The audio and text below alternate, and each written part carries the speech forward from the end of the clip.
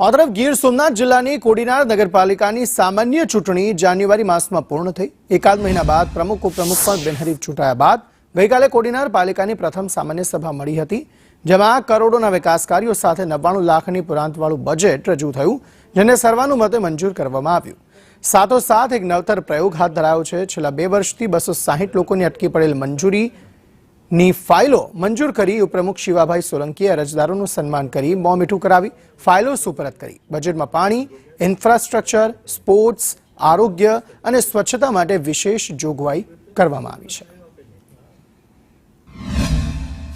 2 વર્ષથી અંદાજિત વહીવટદાર શાસન હતું ને જે બધું કાર્યવાહી રોકાઈ ગયેલ પડી હતી એના ક્લિયર કરવા માટે આજના દિવસે જ પ્રથમ બોર્ડમાં ઇમ્પેક્ટ ફી અને બાંધકામ માટેની મંજૂરીની અંદાજિત 230 ફાઇલો મંજૂર કરવામાં આવી છે અને પ્રજાલક્ષી આ ખૂબ સારો નિર્ણય લેવામાં આવ્યો છે બધાની વચ્ચે। અને પ્રથમ વખત એવું કરવામાં આવ્યું છે કે પ્રજાને બોલાવી અને એમને પેનલની સાથે એમની ફાઇલો હેન્ડઓવર કરવામાં આવી છે અને જે કોઈ ફાઇલો બાકી રહેશે એ મારી એમને યારે વાત થઈ છે કે અમારા નગરપાલિકાના કાઉન્સિલરો એ ઘરે ઘરે જઈ અને એને પહોંચાડી દેશે અને કોઈ નગરપાલિકા આવવાની જરૂર નથી। ભ્રષ્ટાચાર મુક્ત ગુજરાત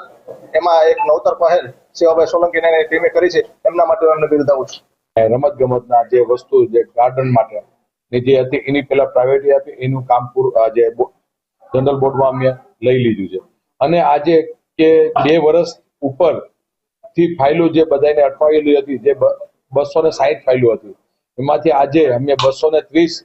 જે અમારા જિલ્લા ભાજપ પ્રમુખ જે ડોક્ટર સાહેબ છે, જે પરમાર સાહેબ, એના હસ્તક અને એના દેનથી કે એની અમને સલાહ આપી કે આ એક પેલી નગરપાલિકામાં જે ભાજપ પાર્ટી જે એ માટે કે આપણે શરૂઆત કરી, એટલે જેટલી ફાઇલો હતી એ બધાને અમે ફાઇલો આપી અને 1-1 કિલો પેડા આપી લોકોના મીઠા મોઢા કર્યા કે જઈને વહેલા કામ કરે એવી પ્રાર્થના કરીએ છીએ અમે ભગવાન।